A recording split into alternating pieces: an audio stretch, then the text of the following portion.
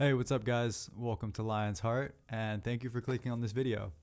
Today we're going to be discussing a powerful form of ending suffering, and I'd really like to thank Peter Ralston in his book Ending Unnecessary Suffering for really for all his work, but really in this specific video for really helping me to get at the mechanisms behind the suffering that I create and how I can actually stop doing that, right?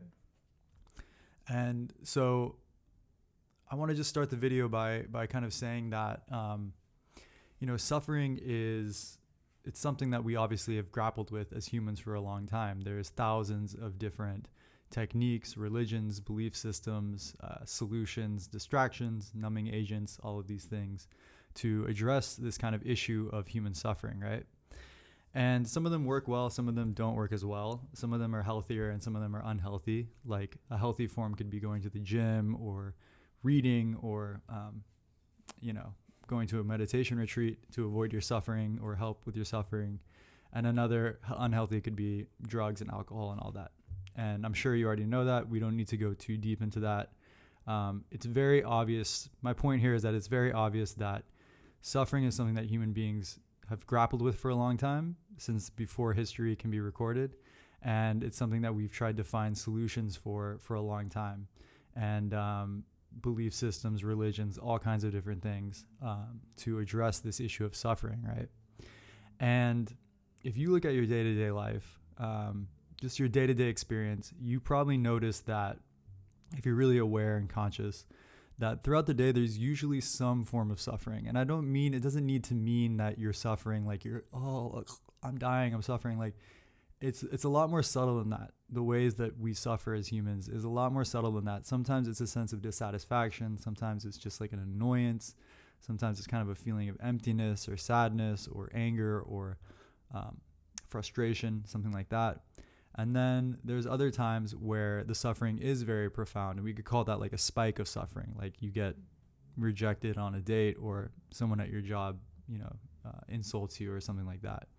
Right? So we have these different forms of suffering, but there's no denying that suffering is a large part of our lives, right? And trillions of dollars in certain industries, advertising, marketing, alcohol, pharmaceuticals, gambling, sports, all of these things are all kind of tailored to address this problem of suffering, whether they admit it or not, but in some way they are usually helping people to distract themselves from themselves and be entertained and kind of get a sense of relief from that suffering for a little bit. So anyway, suffering is a big deal, and we don't really have a solution for it. I think that we don't really have, we have solutions, but I don't think we've really, nothing that I've seen, and actually until this book, has really gotten to the core of suffering and why it's happening and what it actually is, right? And if it's necessary or not, right? Most things that I've seen are like, most people, it goes to like psychotherapy or inner child work or shadow work and these things.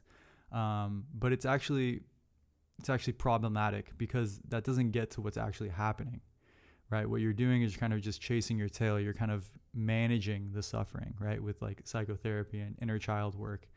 And basically what you're saying there is that there's this little kid in my skull who has these needs and is angry and is tired, but you're not actually understanding what's happening with that when that's happening, right? You're not ending it. You're just managing it, right? And you're actually re-identifying with it. You're re-identifying with the ego. So I'm actually not a fan of, like these kind of like Jungian and like the archetypes and the psychotherapy and all these little things living in your mind, because they're all illusory. They're none of them are real. None of them are actually you. So it's all false identification, right? And what I love about this technique from Ralston is that it just gets right to the core of what's happening, right? So if you become really sensitive to what's happening when you suffer and what's happening in your mind, what you'll realize, and what this technique is pointing out, is that it's actually something that you're generating. It's something that you're doing, right? In any moment. It's similar to how if I tell you to imagine a tree, and then you imagine a tree in your mind's eye, that's also how you're generating and imagining your suffering conceptually, right? So what this really comes down to is becoming sensitive of how the suffering is generated. Like, what are you actually doing in every moment that's creating suffering? And the mind is tricky. And what happens is it's a little hard to, it's harder to grapple with, because the mind, it identifies. So what happens is the suffering is generated, and then you identify with it, right? So it's not quite as simple as, like, if I say I'm doing this, right? I'm doing that, and then I can stop doing it very easily. That's a little more, it's the same thing, right? It's the same truth, right? Like, I am doing that, but I'm also doing anxiety, for example. It's the same truth, but it's a little different because I'm not identified with this or this action. But the anxiety, maybe on some level from growing up or whatever, I feel like that's something I need to do to survive, right? So when I generate anxiety to a certain situation, that's really, it's a mechanism of survival, right? And so it feels like life or death. And so I have to identify with that, because the mind is freaking out, because it's like, who am I if I'm not anxious in this situation, right? Like, I am an anxious person or whatever. There's these beliefs, these assumptions, these identifications. So we feel it's necessary to react that way, but really it's really not. And I think it's really important to question the necessity of these reactions, because usually they get picked up at a young age. They're a way of relating to the world in a kind of almost a dysfunctional way, but like, it's like just barely scrape by to survive.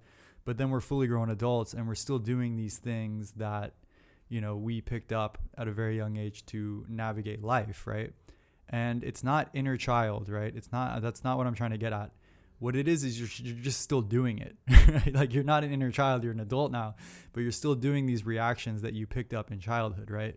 So that's the key distinction that I want to make. That's the key difference, is that you're generating these reactions, you're generating this suffering, but it's something you're doing in the present moment. It's not your inner child, it's you, right? It's not your shadow work or your subconscious or something like that. It's like, you're doing it in this moment, right? And so what we want to do is we want to get really conscious and really aware in every present moment.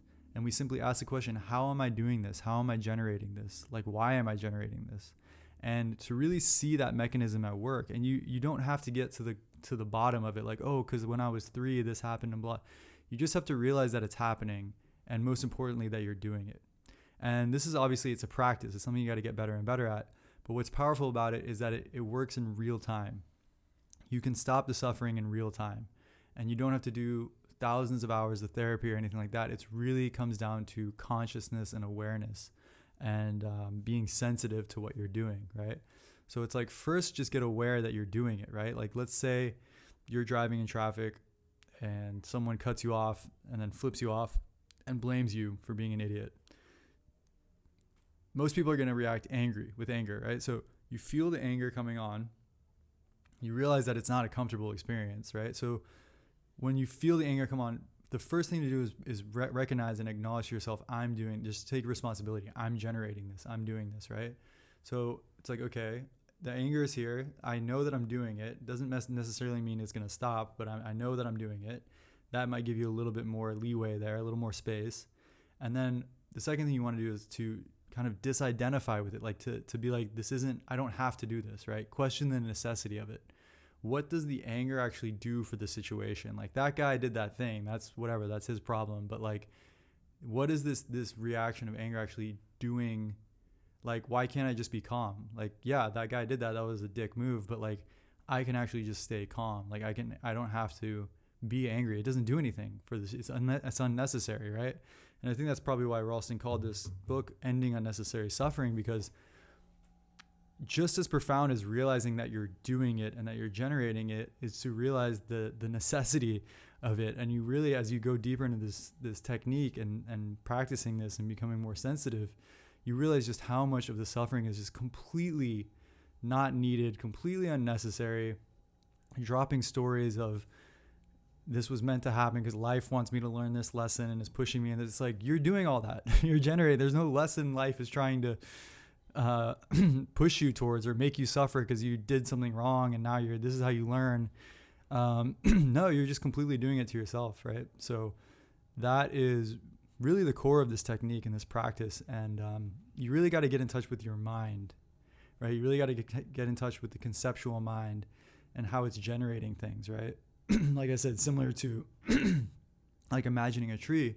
It's like your mind is just imagining and in a conceptual way generating these reactions.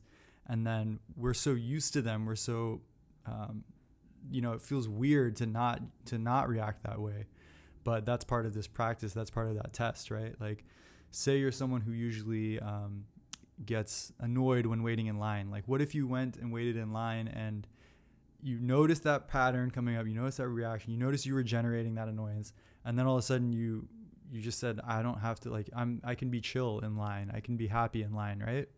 It's a very small example, but what I'm getting at is that your identity can actually change to how you react to reality and how you interact with the world, right? And I think that's the really powerful thing about this technique, is that it can actually, the more you do it, it can begin to change your whole identity, because you're no longer someone who reacts this way to this situation or gets angry here or gets annoyed with your partner because she said this. Like, you can actually change your whole core being to just being kind of like an unfazed, like chill person, right? And I think that's actually the most powerful thing about this technique. And then obviously that you just suffer a lot less, right?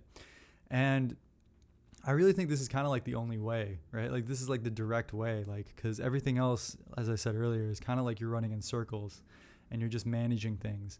Whereas this is like you're cutting it at the core, right? You're really just stopping it in the moment. You're stopping the mind, right? So it's about discipline with the mind. It's about practicing with the mind. It's about, having a more powerful experience, and all of these things. And then obviously, just to end this video and just as a bonus, you also want to do things that support you to not suffer, right? Like, what I mean is, like, almost on like a physiological nervous system level, you want to make sure you're working out. You want to make sure you have good habits. You want to make sure you're meditating. You want to be cutting out booze and alcohol and drugs and online AI slop and adult content and all of these things. Like, you want to still optimize that, right? But the core of this is that so much of the suffering that we generate is, one, not necessary, and two, it's something that we're completely responsible of in doing. Similar to me holding this and then dropping it, you can also hold and drop your conceptual reactions to life. So lots of love, guys. Hope this helps. And if you thought this was cool, definitely recommend checking out Ralston's book. Very powerful. And talk soon. Peace.